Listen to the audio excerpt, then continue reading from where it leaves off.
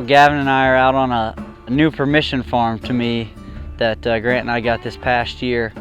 We got a couple of things to accomplish today. One, first and foremost, we want to take a peek around and see if we can't pick up any shed antlers. There were some bucks in here that I'm hoping to at least find a side or two of. We're also going to seed a plot with some clover now that the snow's kind of getting out of here, try to frost seed one, and we'll talk about that here in a minute. But recently we've got a lot of questions lately on the show specific to gaining permission, hunting permission ground, how to go about it. And so I was just going to talk for a minute about my situation. For most of you guys that know and been following along, I came in 2019. I was an intern and spent the entire 2019 season, other than a couple hunts, hunting primarily public land.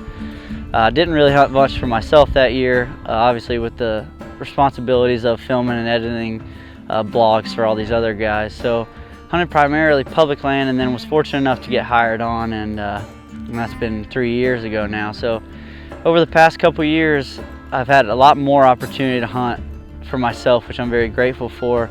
But unfortunately, that's also come with quite a bit of struggle. The public land is pretty good around this area, but it's a lot better kind of toward the south central part of the state, I would say. So it can get pretty competitive in our neck of the woods over here in southeast Iowa, but that's not to say there's not great bucks to be had. After struggling and running around on public land in 2019, I quickly kind of realized that ideally I would like to accumulate a good bit of private ground to hunt on. Not necessarily because, like I said, there's great deer hunting on the public all around the state of Iowa, but for some other reasons, just being able to build history with deer, having that peace of mind of having your own hunts to yourself. So that's kind of what I went about doing the past 3 years, and it was far from easy. I've now kind of got a pretty good spreadsheet of permission farms, and I'm very thankful for that. But like I said, it's been a grind. I've probably knocked on 50 doors in 2020 and picked up only one farm, which just happened to come through a mutual friend of mine, the guy named Sam, who you guys heard me mention before, helped Grant and I get access to that one farm that now we're going on 3 years. That's the farm where our top hit lister Eddie dwells. So that's been a great farm, but unfortunately that farm's pretty far away from the house. So going into the 2021 season, Grant and I really set out on a mission that this year we were going to try to find good ground close to home. And boy, did we really get after it. I think total on the year we had to have knocked on close to 100 doors. And we were lucky enough to piece together a few, especially in this neighborhood of this farm that I'm standing on now. So how Grant and I went about that, there's really no secret formula. It was as simple as knocking on as many doors as possible. There's a few techniques that we kind of catered toward that we figured out in our first 2 years of trying. Probably one of the main focuses of those techniques was getting away from the bigger cities. We're not too far from a couple of main cities. And we really noticed between the public, but especially the private land, it's extremely competitive. It doesn't seem like there's hardly any parcels that aren't currently being hunted. And I'm not a huge fan or don't desire to step on anybody's toes and enter into these pieces that people are already bow hunting. So probably the first thing we keyed on going into this year is try to get away from some of those major cities, maybe head out towards some of the farm ground and agricultural country that maybe some of these parcels aren't currently being bow hunted. Our second main key that we started to find as we started to piece together a few of these permission farms was realizing that in our region of the state, there's a pretty big focus on gun hunting, but there doesn't necessarily seem to be a huge group of die-hard bow hunters. So as we were going along and asking for permission, we got a lot more opportunities for hunting rights as it pertains to bow hunting. Grant and I myself, we don't really care that much to gun hunt these parcels, although maybe we would if given the opportunity. But what we quickly realized was that if the landowners know we were only bow hunting, they were a lot more inclined to give us permission for that October and November window. Another thing we noticed is that we seem to have the highest odds of success on the smaller parcels. I'd say somewhere in that neighborhood less than 50 acres. It seemed like the bigger size parcels are already being leased, or they just drew the most attraction for other people trying to get permission, so a lot of those were already locked up. So in this specific neighborhood that we're in now, we kind of targeted the 10, 20, 30 acre parcels that maybe didn't have as much timber as you would like or as much bedding, but still had deer moving through them throughout the season. One of the things you've probably heard Jared or a lot of the guys on the channel, but maybe Jared specifically mention, is working for permission. And that's one thing that I always try to offer landowners. I don't necessarily always have the landowners take me up on my offer, but I feel like it's always a great thing to offer, whether you can do work around their house, around their farm, or whatever you can do to assist them in any way. It helps kind of try to prove your genuineness, and it's just a great tip that you can always try to maybe give that landowner the edge of maybe giving you that permission. Going along with kind of that working for permission, one thing that's oftentimes overlooked, especially in an area with a high deer density, is as simple as offering to the farmer or whatever, or helping out with the deer herd management, specifically does. This farm that we're standing on right now is only a 50 or 60 acre farm, and it has a 20 acre ag field kind of off to the side. And this specific farmer's crops get absolutely hammered. We noticed shortly after hunting this farm that there were a few good bucks, but there's probably 20 or 30 resident does just in this small little parcel. So one of the things the farmer was very insistent on was us doing our very best to harvest as many does as possible. And fortunately, I love flinging arrows, so you don't ever have to twist my arm to shoot a few extra does. So keep that in mind too as you're going through permission, like I said, especially with areas with a high deer density. These farmers lose a lot of money in crop damage, and so if you're able to prove to them that you're going to whack some does, a lot of times they're very inclined to let you hunt. The last tip that I can try to offer you guys is another one that's often overlooked.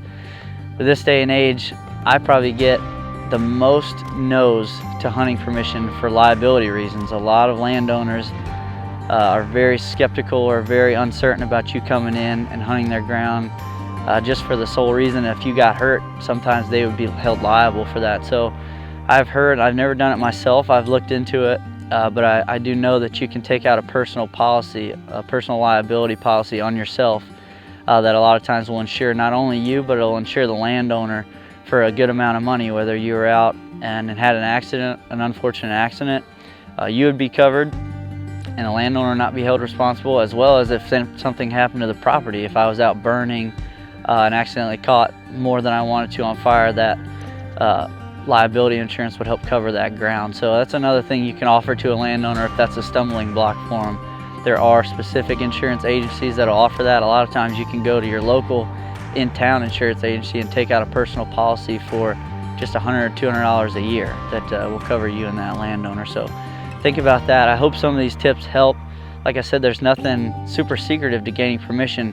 For me and Grant, it's as simple as knocking on as many doors as possible, maybe staying away from some of those higher targeted areas near bigger populations, or some of those bigger parcels, or some that you already know there's a lot of hunters in the area. So I wish you guys all the best in that. I'm still grinding myself. You can never have too much permission because the turnover seems to be pretty high.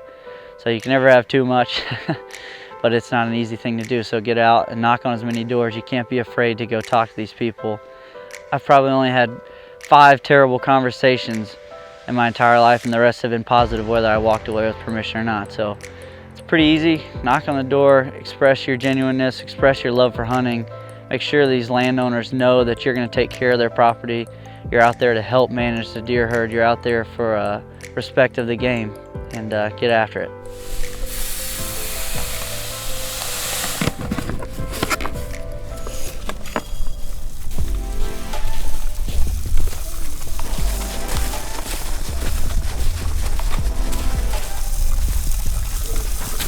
Do one more like pass around there, and I might straight up dump that other half acre right to the middle.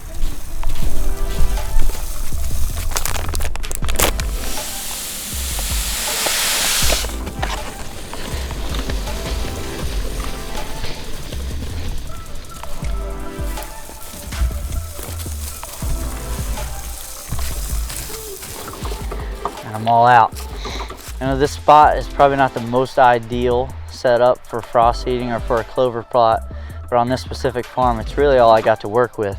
Fortunately, this little patch right here is very short grass, so I think I'll be able to get a lot of this clover to germinate. There are cattle that come in here in the summer, so before those cattle get in here this spring, I wanted to go ahead and try to get some of this clover germinating. The cows are probably going to keep it mowed back pretty good, but my hope is that if I can get it to germinate, I can always come back in later and spray for the grass. I just want to have a little bit of food here. Like I mentioned earlier, there's a pretty high deer density right in here, and Grant and I just feel that we've got to try to do something to get some food in on here. So this is kind of a long shot. Seeding clover into a little bit of grass is not ideal, nor is it ideal to have a little bit of snow on the ground, but that should be out the next day or so. And like I said, we're only just hoping to get this clover to germinate in the hopes of being able to spray for the grass later. As you look around and kind of see, there's a ton of locusts on this farm, which is not great, especially for hanging hunts like we usually do. But there is one tree right behind Gavin right now that I did make a few hunts of and pieced together some pretty good hunts, and luckily it's right here by this little opening where I'm hoping to get this clover to germinate. There's not a ton of canopy here, so hopefully we can get a decent germination and have a decent little stand of clover. It's a pretty sweet spot with this creek right here, and it's got some pretty good cover around it, although the deer don't always bed in here, so we'll see. Gavin and I are gonna poke around on our way out, hopefully try to find a couple of shed horns. And there's also a few hunts that I had from this season on this farm that you guys haven't seen, a couple bucks that I never really talked about other than the podcast, so we'll try to show you guys those as well.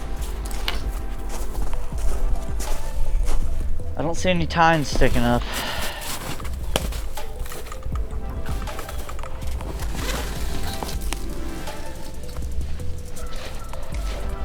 As I mentioned, there's a bunch of hunts that I had this year that were never shown. And this little hackberry tree is a source of several of those hunts. When we first got this farm, the first camera we ran was probably 100 yards to the north of here, just on the other side of the creek. And that's where we picked up the buck we call Grandpa.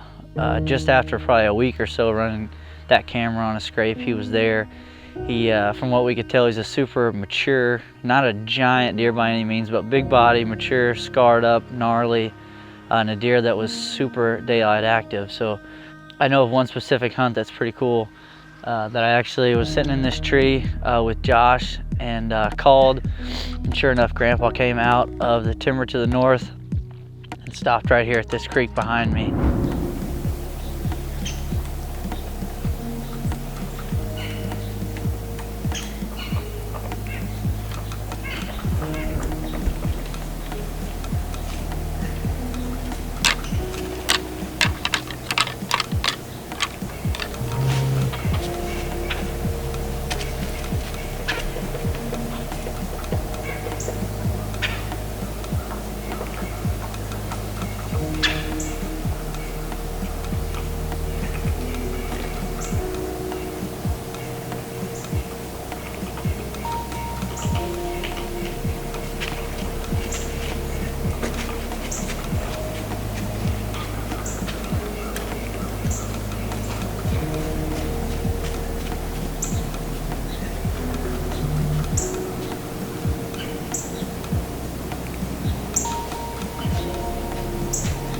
Well, as I was saying before I was rudely interrupted, it is the 19th. We've got beautiful conditions today. The deer that we were interrupted by is actually the deer that more or less I'm in here after. A deer that we call Grandpa. Not really sure why, if he was by himself at the moment the call didn't fool him, but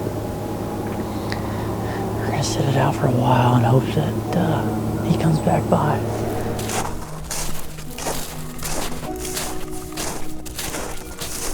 Well, this spot is one I'm very familiar with, and you guys may have recognized it even. This is actually the little lane right here that Grant shot his buck on in mid-October. This farm, there's not necessarily a destination feed on any side of it, and so it has a lot of kind of that midday movement, even specific to Grant's hunt. We killed that deer at, I think, almost 10 a.m. So it doesn't have any particular reason why this spot is so good, but I think it's one where the deer can see a long ways, as well as it's a little bit thicker on both sides of this path than it is over in the oaks to our right or in the ag field to our left. So this is a super frequented trail. We're excited about this coming year to hunt that tree. And one of the main reasons is there's a really good deer here that we had all year that we weren't sure is 3 or 4. And actually, with just a few days left in the season, Ryan and I got into this tree and had a phenomenal encounter with that deer.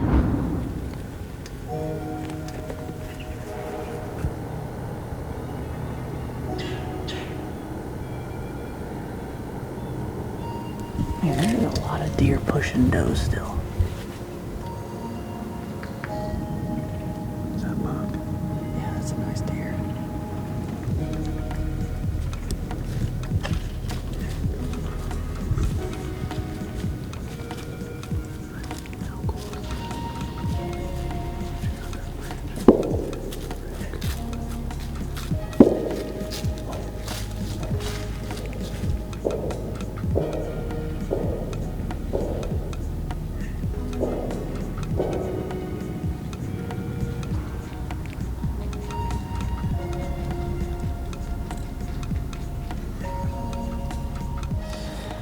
Oh, we got about 10 minutes to go. I don't know what to do at this point besides just laugh. I'll tell you right now, this stuff will wear on you. We had that deer who, from the trail cam pictures, I thought he was 4. Still not really sure. Nice 10. And he hits our ground scent, I believe, and just walks up the ridge and gone out of our lives. We're watching these does and small bucks out in this cut bean field, and wouldn't you know who steps out? The one and only Grandpa. Just getting comical with this deer. We have seen him how many times, right? I've seen him 3 times today. 3 times today. A dozen times or more now overall. Super mature deer. We're gonna try to keep our heads in the game here, so a great day overall. I mean, 3 different shooter buck encounters, 4, so for the 26th, that's solid. Well, overall, it was a productive day for Gavin and I. Unfortunately, we came away with 0 shed antlers, which is pretty typical of my luck, but it is what it is. You know, this farm was one that was extremely productive for Grant and I. We're really excited about the future years. Hopefully that little clover plot that we seeded is going to do well for us, but overall it's a great track that really doesn't look like much to the average eye until you really get in here and log some hours on it. There's some great deer, some great genetics around here, and we're excited. So hopefully you're able to take something away from talking about permission. And it's not really something that there's any secret to. It's just, for me, it's as much as getting out and knocking on as many doors as possible, and you really never know what's going to come of it. I've had some great relationships built over the last few years with some of these landowners, and excited for the coming times. Well, I'm going to be heading out here soon on a few assignments for this turkey season I'm really excited about. So that might be all for me for a little while, but I know the guys are going to be out shed hunting. This little bit of snow we got left is on its way out, and so they'll be out looking for shed antlers and continuing with that habitat improvement that we love so much. So as always, we appreciate you guys watching, and we'll see you back next week.